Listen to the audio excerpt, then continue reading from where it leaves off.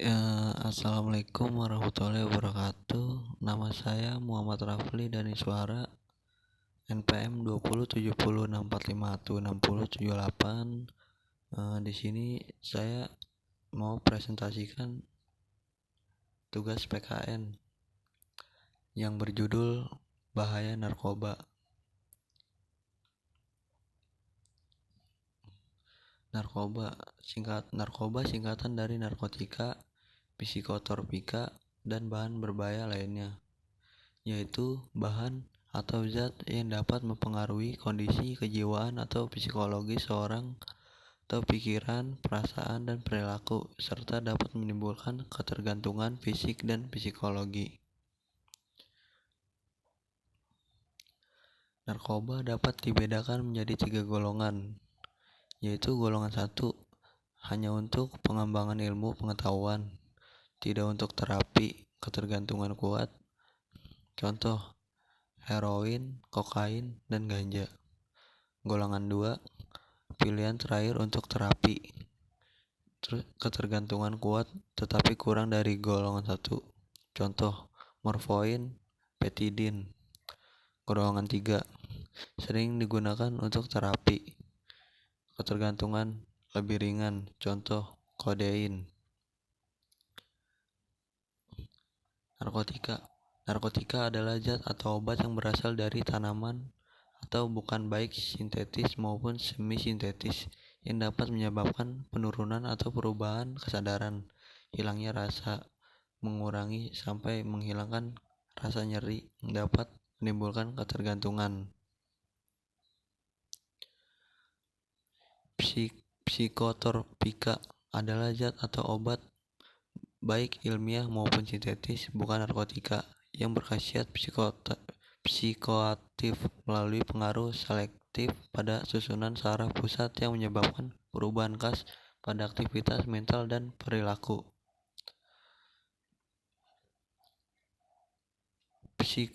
Psikotropika dibedakan dalam 4 golongan.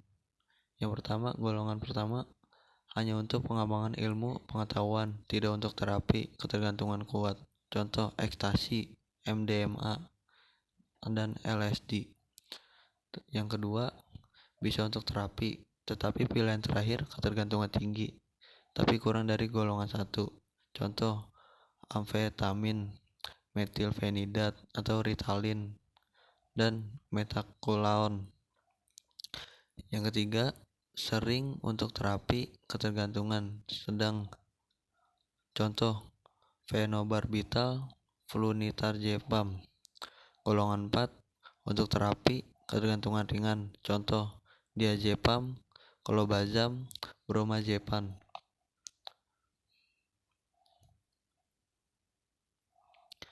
Zat adaktif lainnya, bahan atau zat selain narkotika dan psikotropika yang dapat digunakan mempengaruhi psikoaktif tubuh manusia, dapat menyebabkan kecanduan, diantaranya minum alkohol, zat inhalasi atau lem, nikotin, yaitu nikotin contohnya seperti rokok.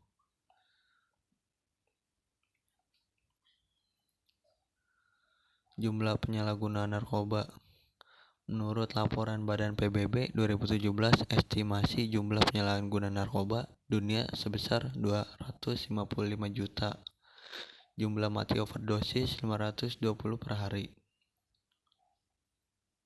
Menurut hasil survei BNN dan UI 2017, di 34 provinsi jumlah penyalahgunaan narkoba di Indonesia sebesar 3,3 juta. Mati overdosis 30 per hari yang terbesar. Contohnya, lingkungan kerja sebesar 2 juta, pemakaian 53%. Terus lingkungan pendidikan 800.000. Terus yang memakai 23%. Terus lingkungan masyarakat 573.000. Yang memakai di sekitar 17%. Karakteristik pecandu 4,47% pecandu ganja, 4,44% mencoba narkoba baru, 65 pernah di penjara, 25% pernah ditangkap, 20% pencandu.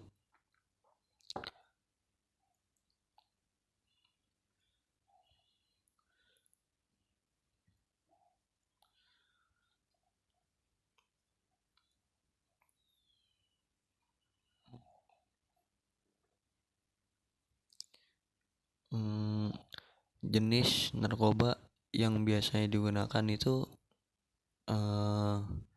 ada heroin, kokain, ganja, sabu, ekstasi, dan lain-lain.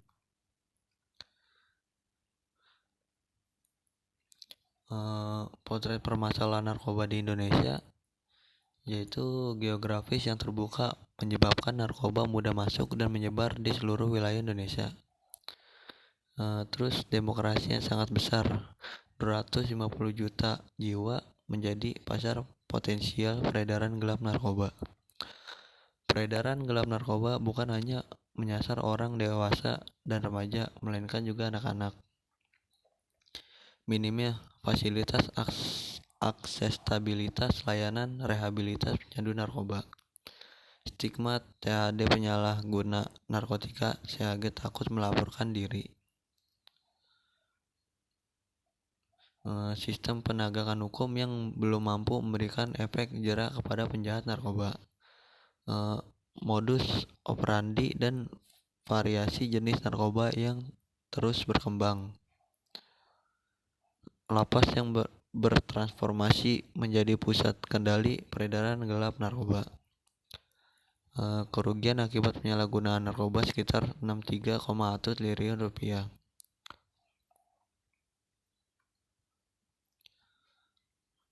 Proses terbentuknya dan ketergantungan narkoba. 1. Kompromi, mudah bergaul dengan pemakai narkoba.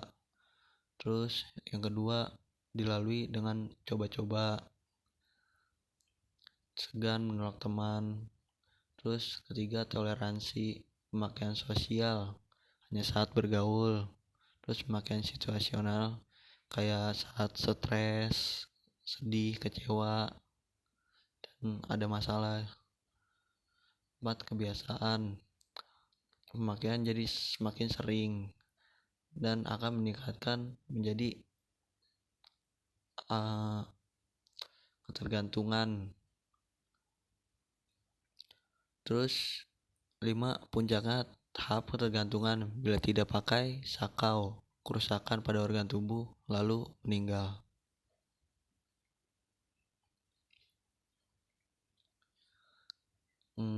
Ciri-ciri fisik orang yang memakai narkoba tuh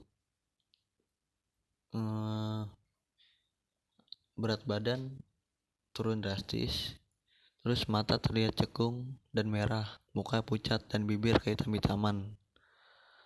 Terus tangan penuh dengan bintik-bintik merah seperti bekas gigitan nyamuk dan ada tanda bekas luka. Terus buang air besar dan kecil kurang lancar. Terus ciri-ciri perilaku orang yang memakai narkoba tuh malas dan sering melupakan tanggung jawab dan tugas-tugas rutinnya. Terus mempunyai sikap tidak peduli dan jauh dari keluarga. Terus suka mencuri uang di rumah, sekolah, atau tempat pekerjaan, dan menggadaikan barang-barang berharga di rumah. Terus selalu kehabisan uang. Dan waktunya di rumah terpakai di kamar buat ngabisin make narkoba. Terus takut air, kalau kena air orang make narkoba tuh takut. Terus sering batuk-batuk, pilek berkepanjangan, biasa terjadi pada saat putus zat, jadi sarafnya pada putus.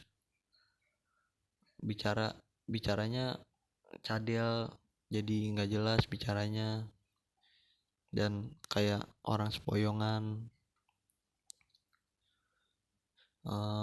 Orang memakai narkoba juga itu sering emosi, sangat sensitif dan cepat bosan, membangkang bila ditegur atau dimarahi.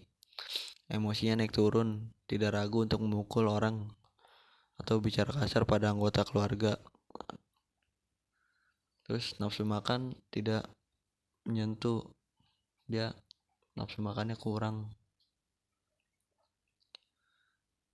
Dampak penyalahgunaan narkoba tuh halusinasi, disorientasi, overdosis, terus gigi pada rusak, dan lain-lain. Kenyataan yang perlu kita ketahui, pertama, menghilangkan kebiasaan atau ketagihan adalah perjuangan seumur hidup. Kedua, resiko kehilangan pekerjaan di depan mata. Tiga, mencoreng nama baik institusi tempat bekerja. Empat, anak dan istri terabaikan, keluarga berantakan. Lima, karir dan masa depan hancur. Enam, menyebabkan terjadinya kecelakaan kerja dan menyebabkan kerugian material bagi institusi tempat bekerja. Contoh penggelapan uang perusahaan. Kenyataan yang perlu kita ketahui dalam menggunakan narkoba, kemungkinan kambuhnya relapse atau mantan pecandu narkoba menjadi pecandu berat. Terus banyak korban narkoba yang menjadi penjahat atau pencuri untuk dapat membiayai kebiasaan mereka menggunakan narkoba. Korban narkoba bukan saja membuat dirinya sendiri menderita, tapi juga keluarga, teman-teman, bahkan orang-orang yang di sekitar dia tuh bakal ikut kena juga. Jadi kita harus berhati-hati milih teman, jangan sembarangan, karena kita tidak tahu mana yang baik, mana yang buruk. Ya, itu saja, kurang lebihnya mohon maaf. Wassalamualaikum warahmatullahi wabarakatuh.